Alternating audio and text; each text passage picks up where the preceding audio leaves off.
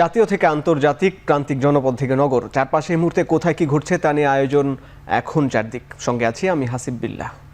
আওয়ামী লীগ সরকারের আমলে করা অসম চুক্তি বাতিলের জন্য ফেব্রুয়ারিতে বাংলাদেশের প্রতিনিধি দল ভারত সফর করবে বলে জানিয়েছেন স্বরাষ্ট্র উপদেষ্টা জাহাঙ্গীর আলম চৌধুরী। সকালে সচিবালয়ে বাংলাদেশ ভারত সীমান্ত পরিস্থিতি নিয়ে সংবাদ সম্মেলনে কথা জানান তিনি। এই বিগত সরকারের আমলে 2010 সাল থেকে 2023 সালের ভিতরে এরা কতগুলি অসম কাজ, যেটা মানে ইন্ডিয়ার করা উচিত হয় নাই, বাট আমাদের এই আগের সরকার তাদের কতগুলি একটা সুযোগ দিয়েছে। এই সুযোগের ভিতরে এলো তারা প্রায় 160টা স্থানে মানে এক লেয়ারেলা কাঁটাতারের বেড়া দিছে। এই জন্যই তো এই যে ফেব্রুয়ারি মাসে যাচ্ছে, এবং আমি ওই অলরেডি আমরা সেরে বলছি যে আমরা অলরেডি একটা চিঠি দিব যে ওইগুলি আমার যেগুলি অসম চুক্তি হয়েছে ওইগুলি যেন বাদ দেওয়া যায়। বর্তমান সরকারকে নিয়ে কথা বলা ও কটাক্ষ করার পরিবেশই প্রমাণ করে গণমাধ্যম স্বাধীন। সকালে রাজধানীর একটি হোটেলে ডেভেলপমেন্ট মিডিয়া ফোরামের উদ্বোধনী অনুষ্ঠানে কথা বলেন প্রধান উপদেষ্টার প্রেস সচিব শফিকুল আলম। তিনি বলেন, গণমাধ্যমের স্বাধীনতা ছাড়া গণতন্ত্র প্রতিষ্ঠা সম্ভব নয়। গণমাধ্যমকে আরও শক্তিশালী করতে দেশি বিদেশি কর্মশালা প্রয়োজন বলেও জানান প্রেস সচিব। There is a perfect, I think, like unprecedented media freedom. You can ask any question. You can criticize me. You can criticize our chief advisor. You can criticize the advisory panel of advisors. You can criticize everyone. So you have the freedom. And we think that for democracy to be institutionalized, first thing we need to have is media freedom. And we are trying to ensure that that kind of perfect media atmosphere where anyone can pursue any stories without fear or favor. রাজধানীর সীমান্ত সম্ভারে চুরি যাওয়া স্বর্ণের মধ্যে 50 ভরি সহ 3 জনকে গ্রেফতার করেছে গোয়েন্দা পুলিশ। ডিএমপির মিডিয়া সেন্টারে সংবাদ সম্মেলনে ডিবি জানায়, 3 জানুয়ারি সীমান্ত সম্ভারের ক্রাউন ডায়মন্ড অ্যান্ড জুয়েলার্সের দোকান থেকে 250 ভরি স্বর্ণ লুট করে সংঘবদ্ধ চক্র। 8 মিনিটের সিসিটিভি ফুটেজ দেখে দুজনকে শনাক্ত করে পুলিশ। পরে 9 থেকে 12 জানুয়ারি পর্যন্ত দেশের বিভিন্ন স্থানে অভিযান চালিয়ে কক্সবাজার থেকে চট্টগ্রাম আসার পথে একজনকে গ্রেফতার করা হয়। পরে আরও 2 জনকে গ্রেফতার করে ডিবি পুলিশ। তাদের দেয়া তথ্য অনুযায়ী কুমিল্লা থেকে 50 ভরি স্বর্ণ উদ্ধার করা হয়।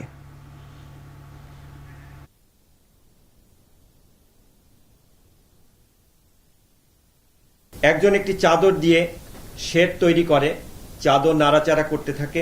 চাদরের আড়ালে অপর একজন দ্রুত তালা কেটে শাটার কেটে ভিতরে প্রবেশ করে। তৃতীয় যে ব্যক্তি শোরুমের ভিতরে প্রবেশ করে, তিনি আনলকড ডিসপ্লে হতে স্বর্ণালংকার বের করে একটি হ্যাভারসেক ব্যাগে ভর্তি করে দ্রুত পালিয়ে যায়। কক্সবাজার হতে চট্টগ্রামে আসার পথে মোহাম্মদ রুবেল 28 নামে একজনকে গ্রেপ্তার করা হয়।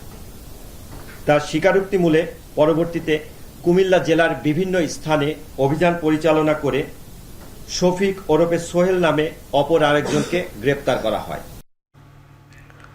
শনিবার রাতে নোয়াখালীর মাইজদীতে 2টি মার্কেটে ভয়াবহ অগ্নিকাণ্ডে পুড়ে গেছে অর্ধশত ব্যবসা প্রতিষ্ঠান। খবর পেয়ে আগুন নিয়ন্ত্রণে আনে ফায়ার সার্ভিসের 8 ইউনিট।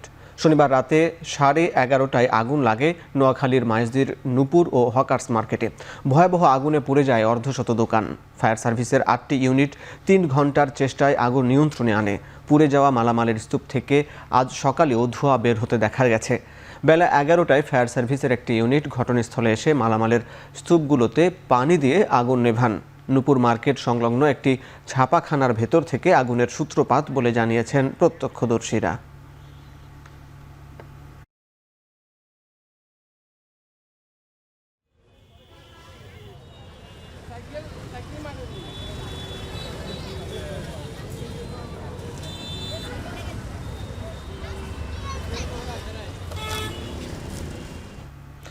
এদিকে সকালে রাজধানীর তেজগাঁওয়ে ট্রাক স্ট্যান্ডে আগুনে পুড়ে গেছে কয়েকটি ট্রাক।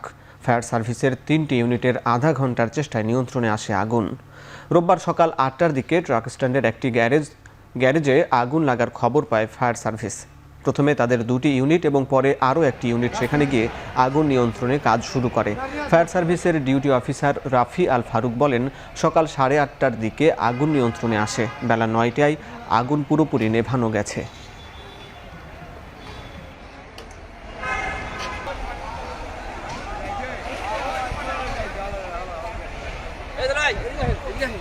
চট্টগ্রামে মুখ্য সমন্বয়ক হান্নান মাসুদ ও কেন্দ্রীয় সমন্বয়ক রাসেল আহমেদের উপর হামলার ঘটনা ঘটেছে। শনিবার সন্ধ্যায় নগরীর ওয়াসা মোড়ের একটি অফিসে এ ঘটনা ঘটে। কেন্দ্রীয় সমন্বয়ক খান তালাত মামুন রাফির নেতৃত্বে চট্টগ্রামের আরেক সমন্বয়ক রেজাউর রহমান তার সমর্থকদের নিয়ে এ হামলা চালায় বলে অভিযোগ করেছেন রাসেল আহমেদ। এ সময় একটি অফিসে প্রায় 1 ঘন্টা হান্নান মাসুদ ও রাসেল সহ বেশ কয়েকজনকে অবরুদ্ধ করে রাখা হয়।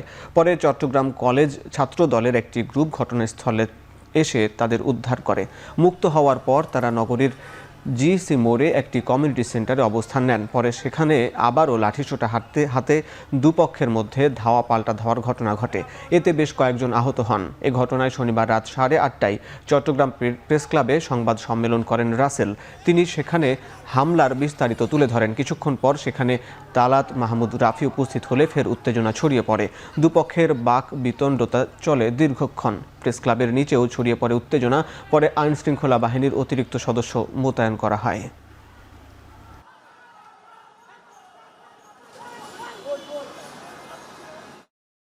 আমরা দীর্ঘক্ষণ অপেক্ষার পর খানতালাত মাহমুদ রাফিকে ফোন দিয়েও বারবার পাচ্ছিলাম না। প্রায় 30 মিনিট পর সে দলবল নিয়ে আসে, তার যে নিয়ন্ত্রিত গ্যাং ডট গ্যাংকে নিয়ে আসে এবং আব্দুল হান্নান মাসুদকে সে প্রশ্ন করে, আপনি যে আজকে এখানে কর্মসূচি দিয়েছেন আমাকে জানিয়েছেন কিনা। আব্দুল হান্নান মাসুদকে অবরুদ্ধ করে ফেলে।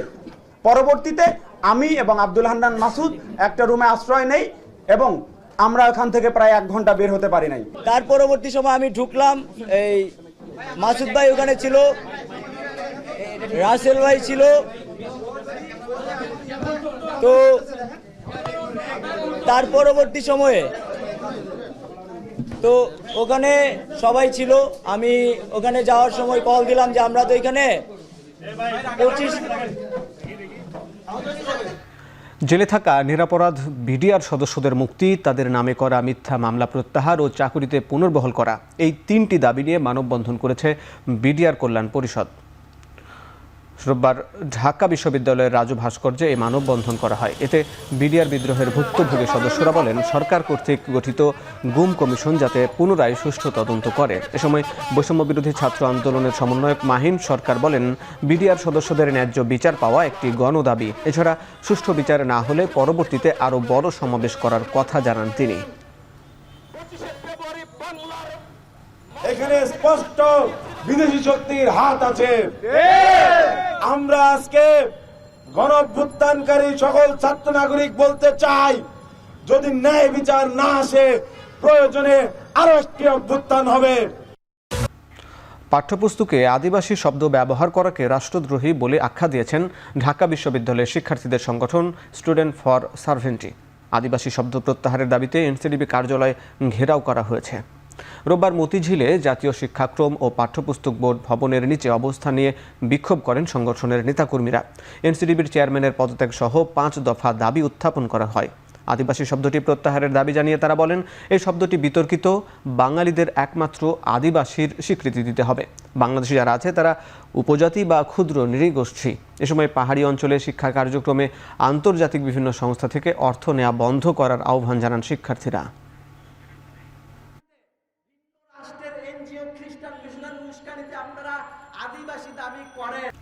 রাজশাহীর সারদা পুলিশ একাডেমিতে অনুষ্ঠিত হয়েছে 167তম ট্রেনি রিক্রুট কনস্টেবল টিআরসির জানুয়ারি 2024 ব্যাচের প্রশিক্ষণ সমাপনী কুচকাওয়াজ।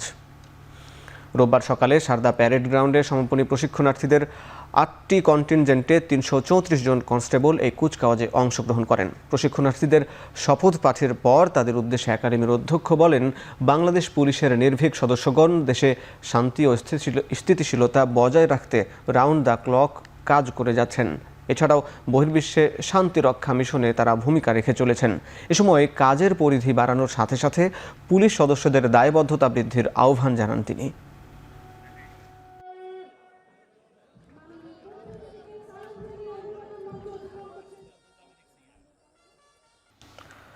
যুক্তরাষ্ট্রের ক্যালিফোর্নিয়ায় দাবানলে প্রাণহানির সংখ্যা বেড়ে দাঁড়িয়েছে 16 জনে। তবে নতুন করে আরও 3টি এলাকায় দাবানল ছড়িয়ে পড়ার আশঙ্কা করছে রাজ্যের forestry and fire protection department.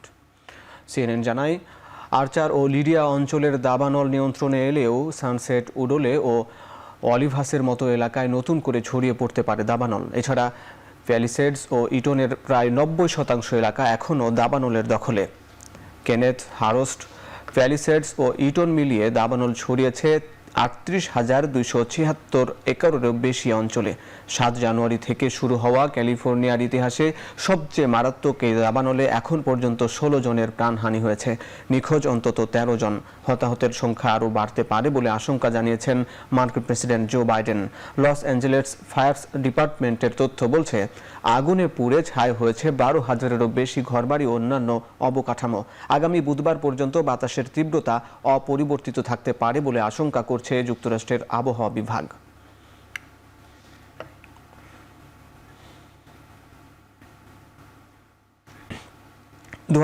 সালে রুশ ভূখণ্ডে সক্রিয় এসব মার্কিন প্রতিষ্ঠান থেকে $120 কোটি বেশি শুল্ক আদায় করেছে মস্কো। 2022 সালে যার পরিমাণ ছিল $71 কোটি বেশি। ইউক্রেনীয় সংবাদ মাধ্যম নিউজউইকের তথ্য বলছে কিয়েভের অর্থায়নে বেশ কিছু এনজিও পশ্চিমা বহুজাতিক প্রতিষ্ঠানগুলোকে রাশিয়া থেকে ব্যবসা তুলে নেয়ার পরামর্শ দিয়ে আসছিল, কিন্তু এতে কাজ হয়নি, বরং লাভের অঙ্ক বেড়েছে মস্কোর। প্রতিবেদনে আরও উল্লেখ করা হয় 2023 সালে যে 5টি কোম্পানি থেকে রাশিয়া সবচেয়ে বেশি শুল্ক আদায় করেছে সে তালিকার শীর্ষে থাকা তামাকজাত পণ্য উৎপাদনকারী প্রতিষ্ঠান ফিলিপ মরিস একাই দিয়েছে $22 কোটি। 13 কোটি 50 লাখ মার্কিন ডলার আদায় হয়েছে ব্রিভারেজ কর্পোরেশন পেপসিকো থেকে। এছাড়া মার্স থেকে $9 কোটি 90 লাখ এবং গ্যাম্বেল থেকে $6 কোটি 70 লাখ শুল্ক আদায় করেছে মস্কো।